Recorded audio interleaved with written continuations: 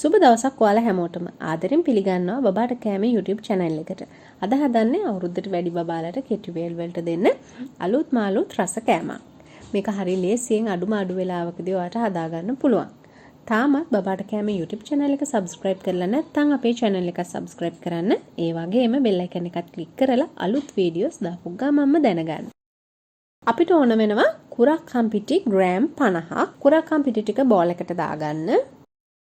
අපිට සීනි ඕන වෙනවා. සීනිත් ග්‍රෑම් 50ක් මම අරන් තියෙනවා. ඔයගලන්ට ගන්න සීනි ප්‍රමාණය රස අනුව අඩු වැඩි කරගන්න පුළුවන්. සීනි වෙනුවට හකුරු උනත් එකතු කරගන්න පුළුවන්. දැන් මම කුරක්කන් පිටි ටික සීනිත් එක්ක කලවම් කරගන්නවා.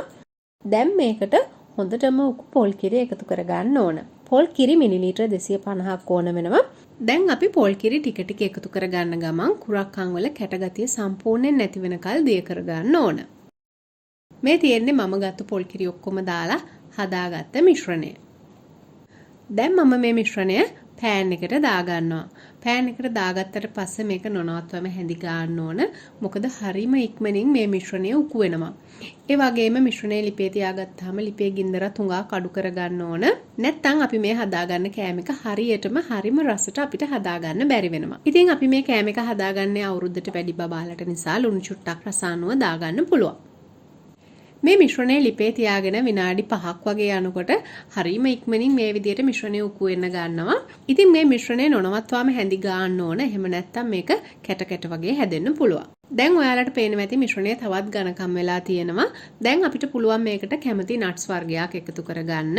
මම එකතු කරගන්නවා තල ඇට, ඒ වගේම හීනිවට කපාගත්තු වෝල්නට්ස් ටිකක් සහ එන සාල් ඇට කීපයක් තලාගෙන. ඒ වගේම බටර් තේ හැන්දකුත් මේකට එකතු කරගන්න ඕන. දැන් ආපහු මිශ්‍රණය හොඳට හැඳි ගන්න. මේකට ඕගලන්ට එකතු කරගන්න පුළුවන් කජු මුද්‍රපලං වගේ දේවලුත් ඒ රසට ආස බබාලා ඉන්නවා නම් ඒ දේවල් එකතු කරගෙන හදාගන්න පුළුවන්. මේ ඔයගොල්ලෝ දකින්නේ මිශ්‍රණය විනාඩි 10කට විතර පස්සේ. මේ වෙනකොට මේක ටිකක් හයි වෙලා තියෙනවා. නමුත් මීට වඩා මේ මිශ්‍රණය තවත් හයි වෙන්න ඕන. ඒ කියන්නේ මේක එක ගුලියකට ගන්න පුළුවන් වෙන තරමටම හයි වෙන්න ඕන. ඒ නිසා තව ටිකක් වෙලා මේක හැඳි ගන්න ගමන් මම ලිපේ තියාගන්නවා. මේ තියෙන්නේ මිශ්‍රණය විනාඩි 20ක් ලිපේ තියාගත්තට පස්සේ. විනාඩි 20ක් වගේ ගියාම මෙන්න මේ විදියට එක ගුලියකට අපිට මේක ගන්න පුළුවන්. හරිම තද ගතියක් අපිට අතට දැනෙනවා මිශ්‍රණය.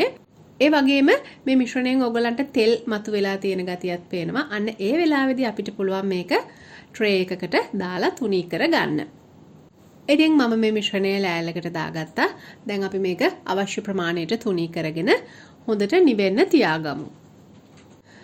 පැයක විතර වෙලාවක් මම මේක නිවෙන්න තියාගත්තා. දැන් හොඳට හයි වෙලා තියෙන්නේ. අපිට පුළුවන් පහසුවෙන්ම මේක කපා ගන්න.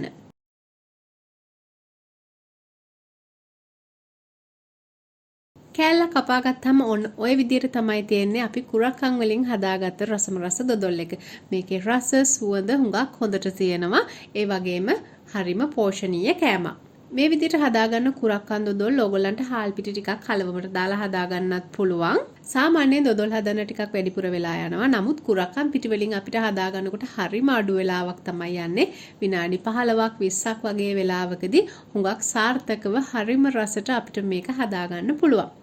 ඉතින් පෝෂණීය කෑමක් නිසා හවස කෙටි වේලකට මේ වගේ කෑම එකකින් කෑල්ලක් ඕගොල්ලන්ගේ බබාලටත් දෙන්න පුළුවන්.